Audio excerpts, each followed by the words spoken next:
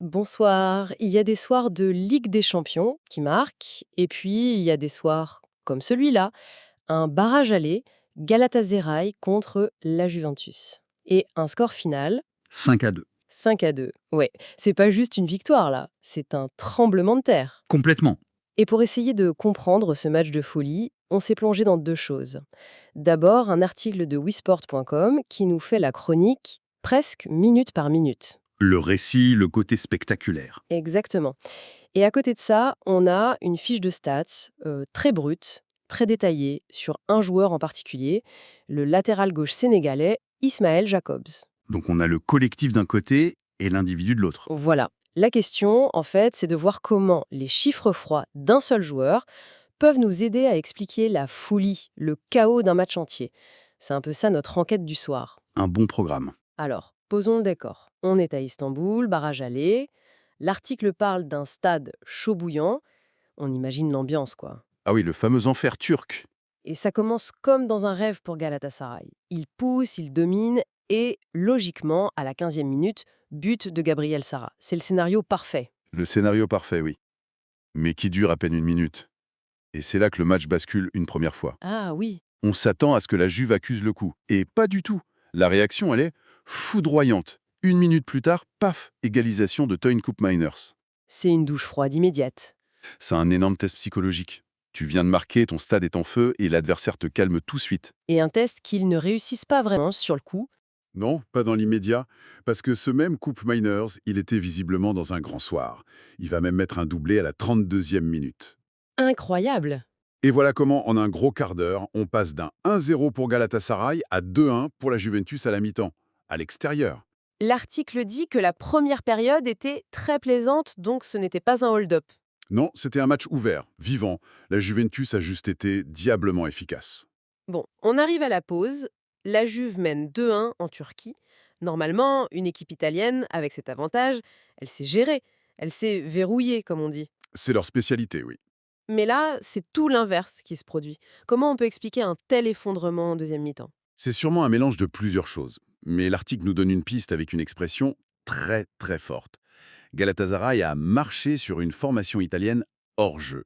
Hors jeu, Oui, et le terme est intéressant. Ça ne veut pas juste dire dépasser. Ça suggère un vrai effondrement tactique, une désorganisation totale.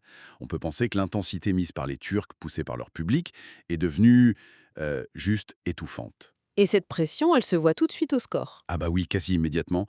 L'égalisation de Noah Lang, elle arrive dès la 49e minute. C'est le pire scénario pour la Juve. Ils n'ont même pas eu le temps de s'installer. Exactement.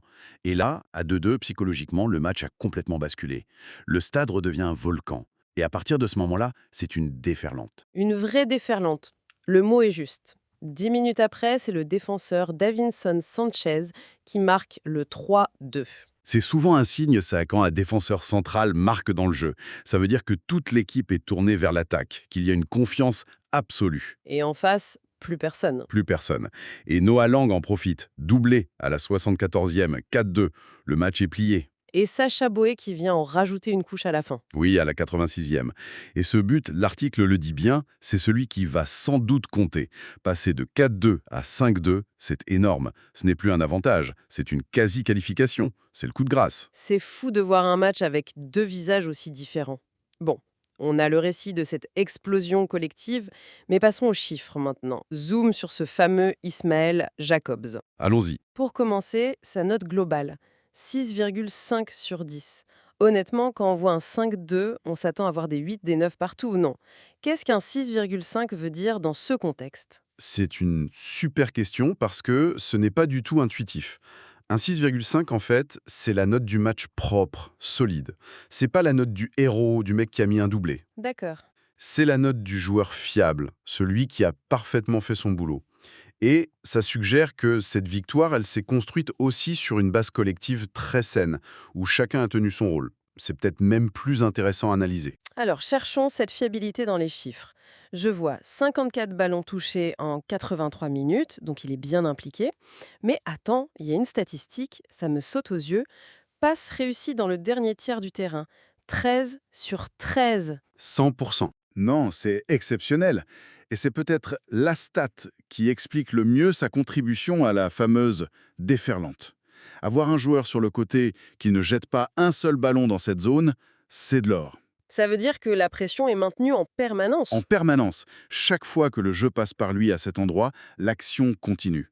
Il n'a peut-être pas fait la passe décisive, mais il a permis à ceux qui la font, comme Noah Lang, de recevoir le ballon dans des conditions idéales. Donc son rôle, ce n'est pas de créer l'étincelle, mais de s'assurer que le feu ne s'éteigne jamais à cause d'une erreur technique. C'est exactement ça. C'est le garant de la fluidité. Et d'ailleurs, sa propreté technique globale le confirme.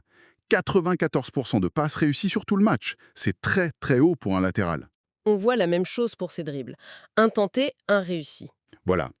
Pas de fioritures, pas de risque inutile. Quand il décide d'y aller, c'est qu'il est sûr de son coup. C'est l'efficacité pure. C'est dingue, mais on en oublierait presque qu'il est défenseur. Est-ce qu'il a été aussi propre de l'autre côté du terrain? Propre, c'est le mot. Regardons ses stats défensives. 5 duels au sol, il en gagne 3. C'est plus de la majorité. C'est solide. 60%. Mais là où on retrouve cette idée de perfection, c'est sur le tacle. Un tacle tenté, un tacle réussi. 100%. C'est la même philosophie des deux côtés du terrain, en fait. Précisément. Efficacité maximale, zéro déchet. Il n'a pas eu besoin de faire 10 tacles, ce qui aurait pu vouloir dire qu'il était en difficulté. Le fait qu'il n'en fasse qu'un et qu'il le réussisse, ça suggère une excellente lecture du jeu, un super positionnement. Il a éteint les incendies avant même qu'ils ne démarrent. C'est un peu ça. Il a apporté une sécurité, une sérénité qui ont permis au reste de l'équipe de se lâcher totalement en attaque en sachant que le côté gauche était cadenassé et que les ballons ne seraient pas gaspillés. Du coup, l'image qui se dessine, c'est celle d'un joueur dont la plus grande qualité, c'est presque d'être invisible. C'est ça. Son travail est tellement propre qu'il ne crée aucune friction dans le jeu. Et ça libère complètement les joueurs plus créatifs. C'est le rôle du facilitateur. Il est fondamental dans le foot d'aujourd'hui. Il n'est pas sur l'affiche du film, son nom n'est pas en gros dans les journaux, mais sans sa performance silencieuse et parfaite, le scénario de la deuxième mi-temps n'aurait peut-être jamais existé. Donc on a vraiment cette double lecture. D'un côté, le grand récit, le drame sportif, le retournement de situation. Une soirée européenne mémorable, quoi. Et de l'autre, quand on creuse dans les chiffres, on découvre comment cette démonstration collective se construit sur des performances individuelles ultra intelligentes. Exactement. L'histoire de la perfection discrète de Jacobs est aussi importante que le doublé de Noah Lang pour comprendre ce 5-2. L'un ne va pas sans l'autre. Et ça nous amène forcément à penser à la suite. L'article le rappelle bien, ce n'est que le match aller. Il faut finir le boulot en Italie. Ce qui pose une dernière question, une pensée pour la suite. Au match retour, à Turin, l'ambiance sera hostile. La Juventus sera blessée dans son orgueil, elle jouera sa survie.